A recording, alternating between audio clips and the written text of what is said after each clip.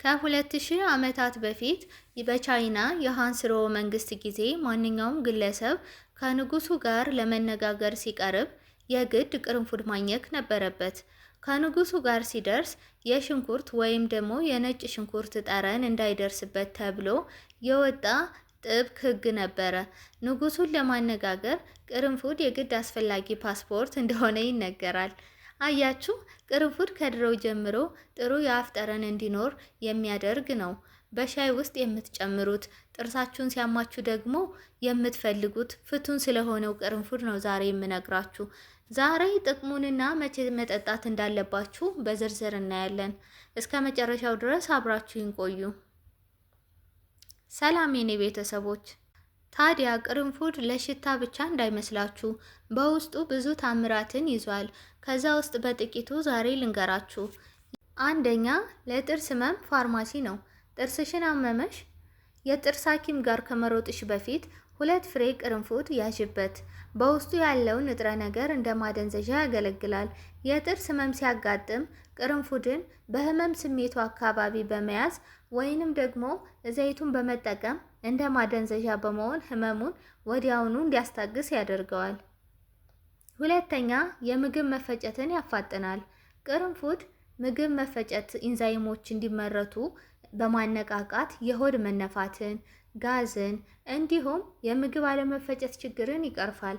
ከምግብ በኋላ ጥቂት ቅርንፉዶችን ማኘክ በሆድ ውስጥ ያሉ አላስፈላጊ ባክቴሪያዎች እንዲጠፉና የምግብ መፈጨት ስነ ስርዓት እንዲስተካከል ያደርጋል።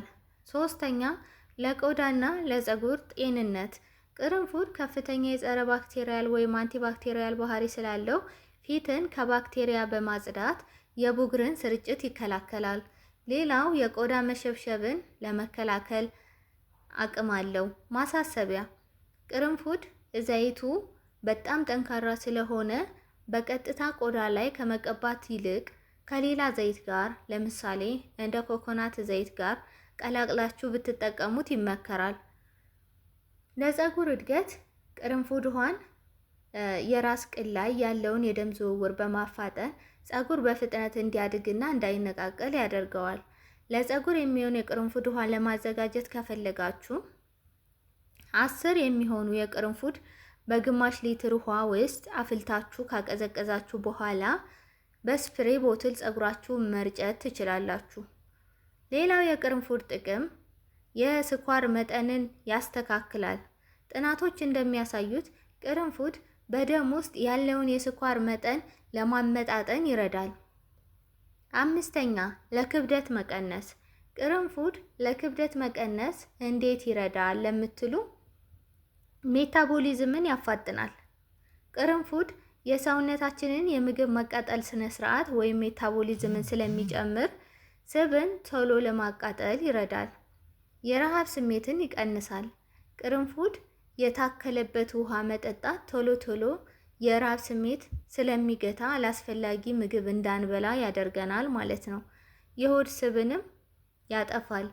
ከእርድና ከዝንጅብል ጋር ቀላቅላችሁ እርድና ዝንጅብሉን በመቀላቀል ብትጠጡት ሆድ አካባቢ ስብ እንዲጠፋ ታደርጉታላችሁ ማለት ነው። ታዲያ መቼና እንዴት እንጠጣው? ጥቅሙን ካወቅን አጠቃቀሙ ደግሞ ወሳኝ ነገር ነው። ስለዚህ 3 አይነት የመጠጣት መንገዶች አሉ ማለት ጠዋት በባዶ ሆዳችሁ፣ ከምግብ በኋላ እንዲሁም ከመኝታ በፊት።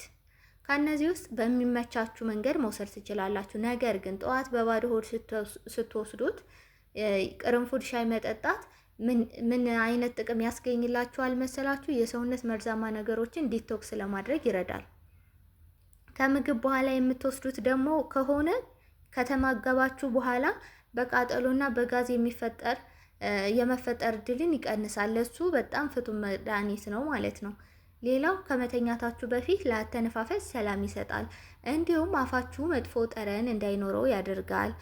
ቅድም የነገርኳችሁ ኢንትሮ ላይ መግቢያ ላይ ስነግራችሁ የቻይና ንጉሳቸው ጋር ለመቅረብ የቅርንፉድ ፍሬዎችን ማኘክ የግድ ነበረባቸው። ለዛ ነው የአፍ ጤናን ወይም ደግሞ ጥሩ የሆነ የአፍ ጠረን እንዲኖር ያደርጋል። ከመኝታ በፊት ወስዳችሁት ብትተኙ ማለት ነው።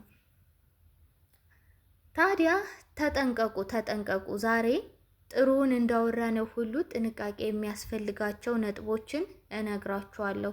ቅርንፉድ መድኃኒት ስለሆነ ብቻ መድኃኒት ደግሞ ልክ አለው አይደለ?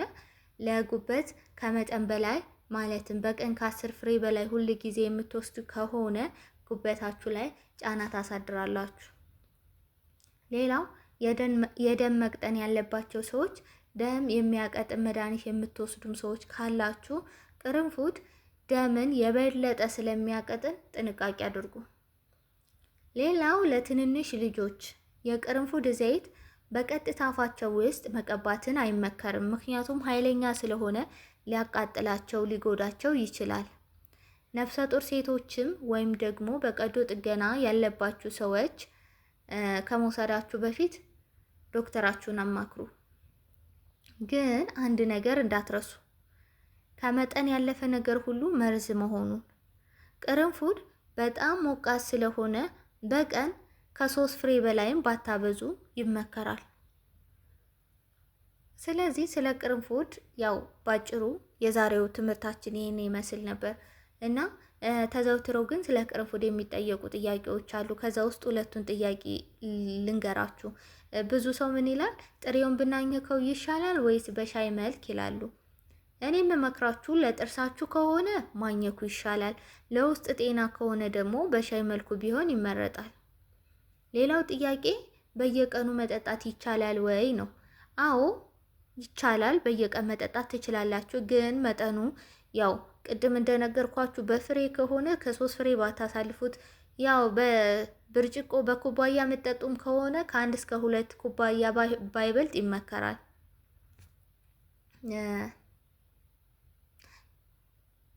እሺ እናንተም መጠየቅ የምትፈልጉት ነገር ካለ በኮሜንት መጠየቅ ትችላላችሁ። እና ተፈጥሮ የሰጠችንን እነዚህን ቀላል ነገሮች በመጠቀም ጤናችንን መጠበቅ እንችላለን። ጤና ደግሞ ከሁሉም ነገር ይበልጥ አይደለ? እነዚህን ቀላልና ተፈጥሯዊ መንገዶች በመጠቀም ራሳችንን እንጠብቅ። ቪዲዮውን ስለተከታተላችሁልኝ አብራችሁኝ ስለቆያችሁ ከልብ እያመሰገንኩ ሼር አድርጉት። እናንተም ደግሞ ሰብስክራይብ ስታደርጉ ለኔ ትልቅ ብርታት ነውና ሰብስክራይብ ማድረግ እንዳይረሳ። ሰላም ለእናንተ ይሁን። ሰላም ለሀገራችን።